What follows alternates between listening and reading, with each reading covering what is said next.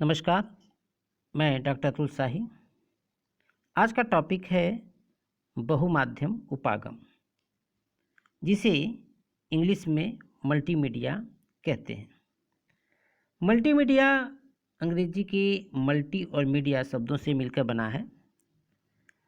Multi का अर्थ होता है बहु और मीडिया का अर्थ होता है माध्यम। अर्थात एक माध्यम होता है मल्टीमीडिया, जिसके द्वारा विभिन्न प्रकार की जानकारियों को विभिन्न प्रकार के माध्यमों जैसे text, audio, graphic, animation, video इत्यादि का संयोजन करके श्रोताओं तक या दर्शकों तक पहुंचाया जाता है। वर्तमान समय में मल्टीमीडिया का प्रयोग अनेक क्षेत्रों में जैसे कि मल्टीमीडिया प्रस्तुतिकरण, मल्टीमीडिया गेम्स में बहुतायत होने लगा है, क्योंकि मल्टीमीडिया किसी भी वस्तु के प्रस्तुतिकरण का सर्वोत्तम एवं बोधगम्य साधन होता है। विद्यार्थियों को सरलता एवं सहजता के साथ कम समय में शिक्षा प्रदान करने के लिए मल्टीमीडिया एक प्रकार से वरदान साबित हो रहा है।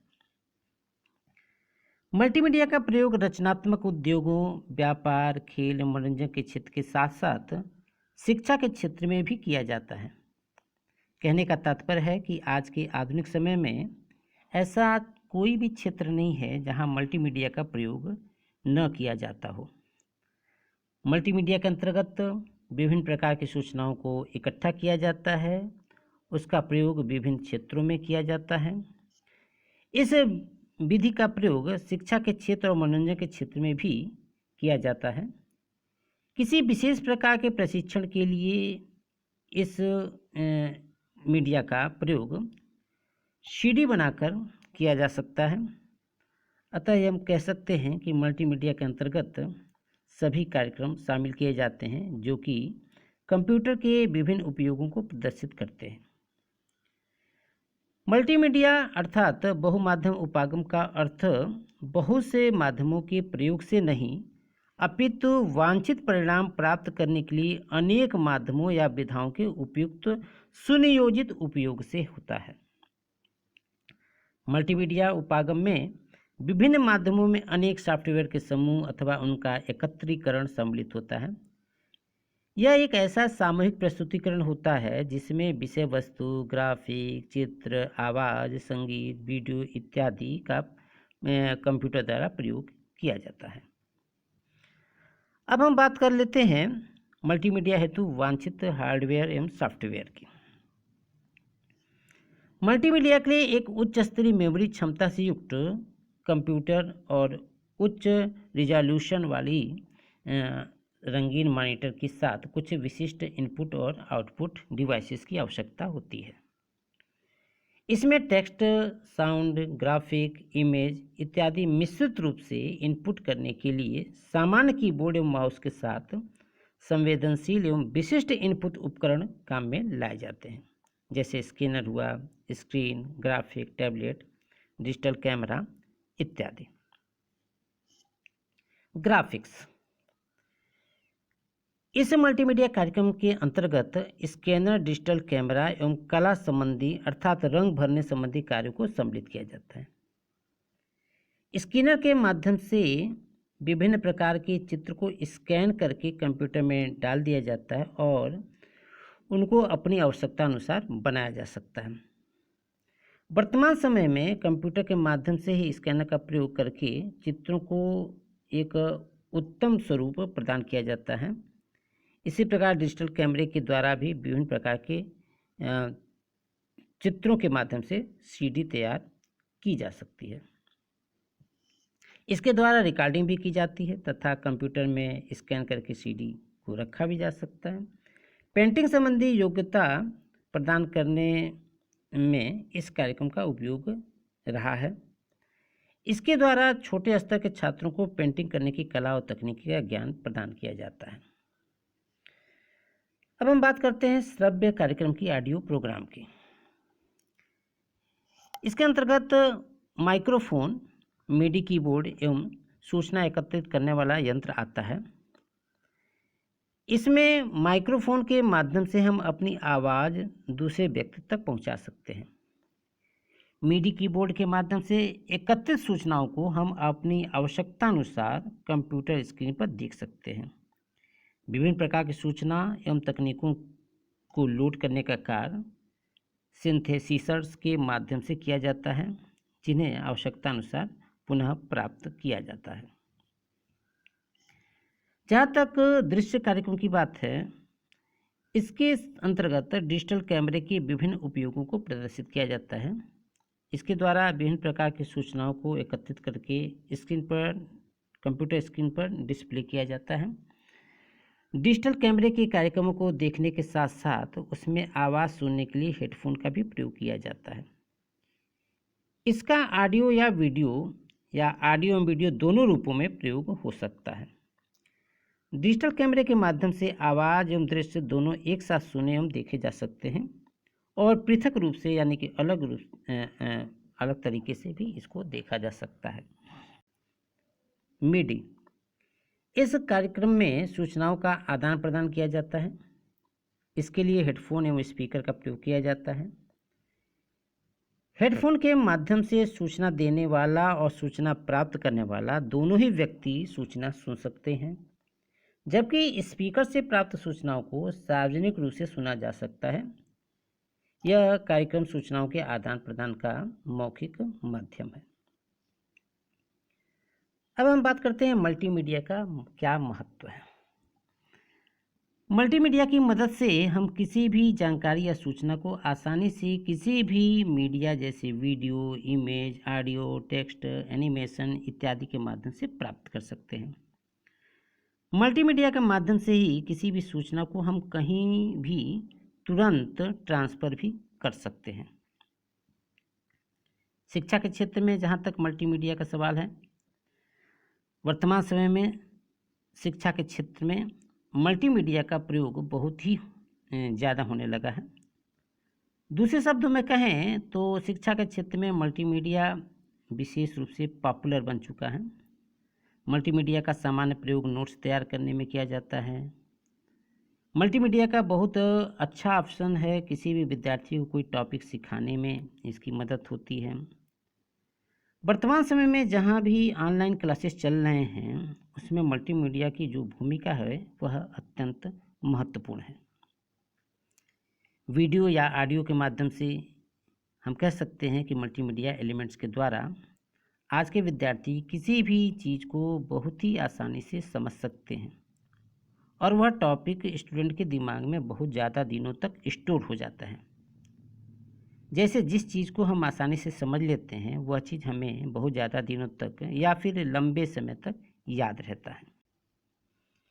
जहाँ तक व्यवसाय के क्षेत्र में मल्टीमीडिया का सवाल है, व्यवसाय के क्षेत्र में भी मल्टीमीडिया की भूमिका अत्यंत महत्वपूर्ण हो चुकी है। आज कोई भी काम कंप्यूटर के द्वारा कुछ ही मिनटों में हो जाता है। जैसे कहीं पर ऑनलाइन या फिर कॉलिंग के माध्यम से सामान ऑर्डर करने में या फिर बिल बनाने में मल्टीमीडिया का प्रयोग हम आसानी से कर सकते हैं।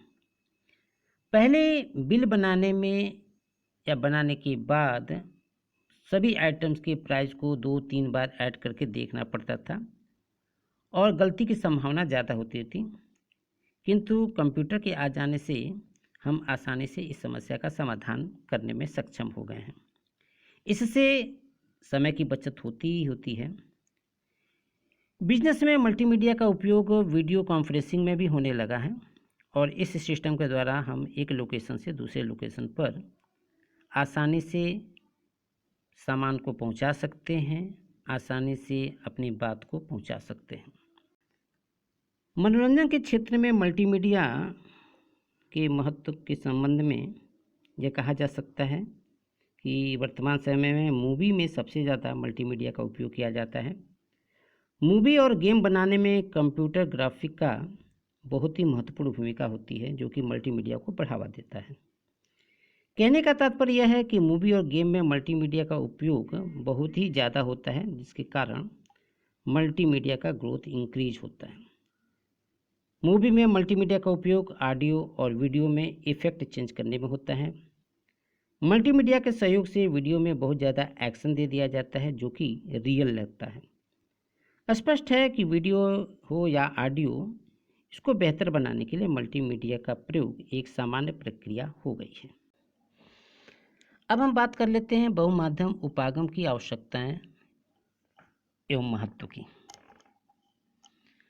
बहुमाध्यम उपागम की जो आवश्यकताएं हैं या जो महत्व हैं उसकी विशेषताओं के कारण हैं, और कुछ प्रमुख विशेषताएं हैं जिसमें पहला है शिक्षा की बढ़ती मांग को पूरा करने के लिए तथा छात्रों की शैक्षिक आवश्यकताओं की पूर्ति के लिए बहुमाध्यम उपागम का प्रयोग छात्रों को उनकी योग्यता अनुसार पाठ्यक्रम को बोधगम्य बनाने में मदद मिलती है।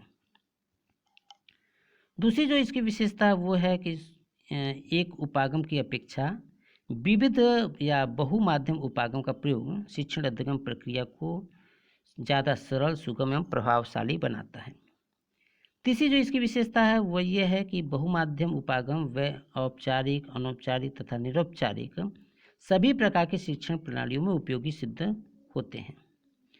चौथी विशेषता है बहुमाध्यम उपागम दूरवर्ती शिक्षा के क्षेत्र में काफ़ी सरलता के साथ प्रयोग किए जा सकते हैं। पांचवी जो इसकी विशेषता है वो ये है कि शिक्षण प्रशिक्षण के क्षेत्र में भी यह काफ़ी लोकप्रिय साधन बनते जा रहे हैं। छठी विशेषता, बहुमाध्यम उपागम के प्रयोग से छात्रों को अधिगम के लिए प्रेरणा प्राप्त होती है और शिक्षण अधिगम प्रक्रिया रोचक लगने लगती है।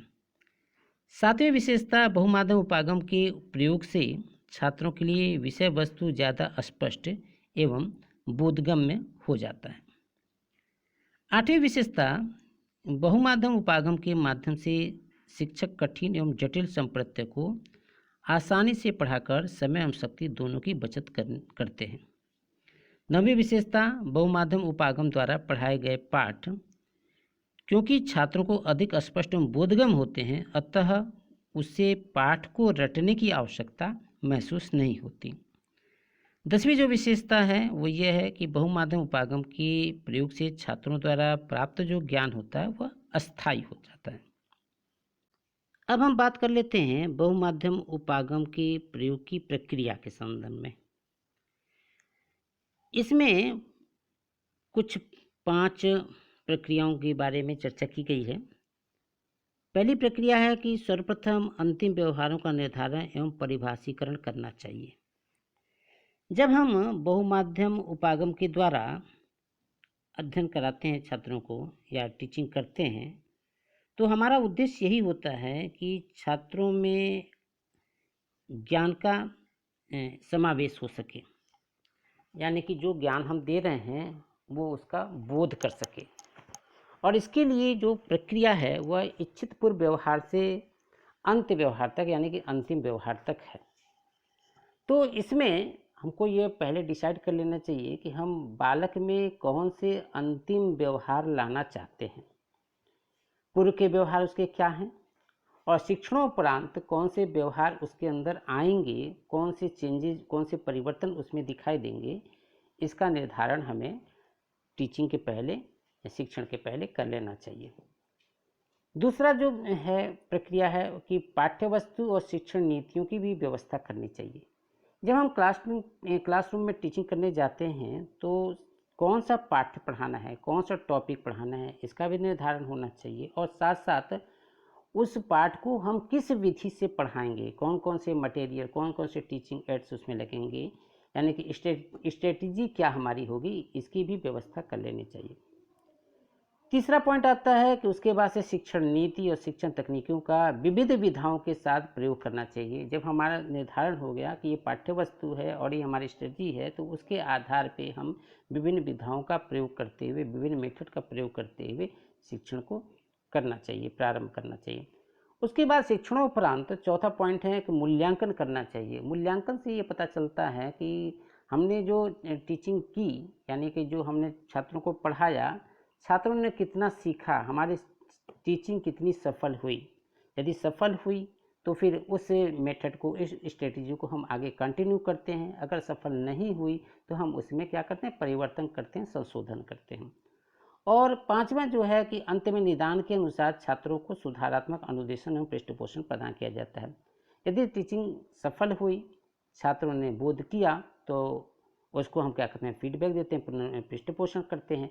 और यदि छात्रों ने बोध नहीं किया, यानी कि उसमें कठिनाई महसूस हुई, तो हम सुधारात्मक अनुदेशन देने की कोशिश करते हैं। तो यह तो था मल्टीमीडिया अप्रोचेस की प्रक्रिया। धन्यवाद।